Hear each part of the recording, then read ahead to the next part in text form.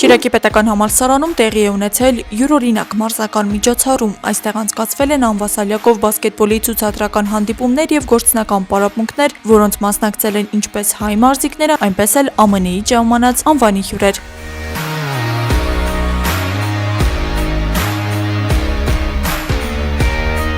Նախաձեռնությունն իրականացվում է ԱՄՆ պետքարտուղարության կրթական եւ մշակութային գործերի բյուրոյի սպորտային բանակնացներ ծրագրի շրջանակում Հայաստանում ԱՄՆ դեսպանության աջակցությամբ։ Ծրագիրը մի քանի օր շարունակ անցկացվեց Երևանում եւ Գյումրիում նպատակ ունենալով խթանել ներառական սպորտի զարգացումն ու փորձի փոխանակումը։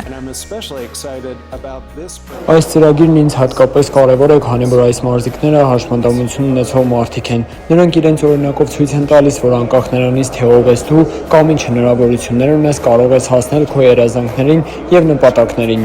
Գյումրի այցելած պատվիրակության կազմում էին պարալիմպիկ խաղերի մեդալագիրներ Ռոուզ Հոլերմանն ու Սթիվ Սերիոն։ Նրանք տեղացի մարզիկների հետ անցկացրել են համատեղ մարզումներ, վարպետության դասեր եւ հանդիպումներ, կիսվելով ոչ միայն մասնագիտական գիտելիքներով, այլև անձնական փորձով։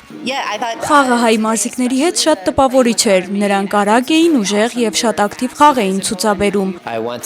Ցանկանում եմ շնորհակալություն հայտնել Հայաստանին մեզ հյուրընկալելու համար։ Այս մի քանի օրերը հրաշալի էին։ Մենք հնարավորություն ունեցանք սովորեցնել Անվա Սալյակով բասկետբոլ, հանդիպել մարդկանց եւ կիսվել մեր փորձով։ Հայաստանի Անվա Սալյակով բասկետբոլի ֆեդերացիայի ներկայացուցիչների գնահատմամբ նման այցերը կարևոր խթան են մարզաձևի զարգացման համար։ Հայաստանի Հանրապետություն Անվա Սալյակով բասկետբոլը կայացած է, ունենք ստաբիլ մարզումներ, ունենք ակումբներ, համագործակցում ենք կարելի ասել ամբողջ աշխարհի հետ, ամբողջ Եվրոպայի, ԱՄՆ-ի բոլոր ակումբների, Անվա Սալյակով բասկետբոլի բոլոր լուրջ կառույցների հետ։ Հանդիպումների ընթացքում մարզիկները պատմել են նաև իրենց անցած ճանապարհի մասին։ Երկուսն էլ ընդգծել են կյանքում հանդիպած դժվարություններն ու մարտահրավերները չեն խանգարել իրենց հասնել բարձր արդյունքների։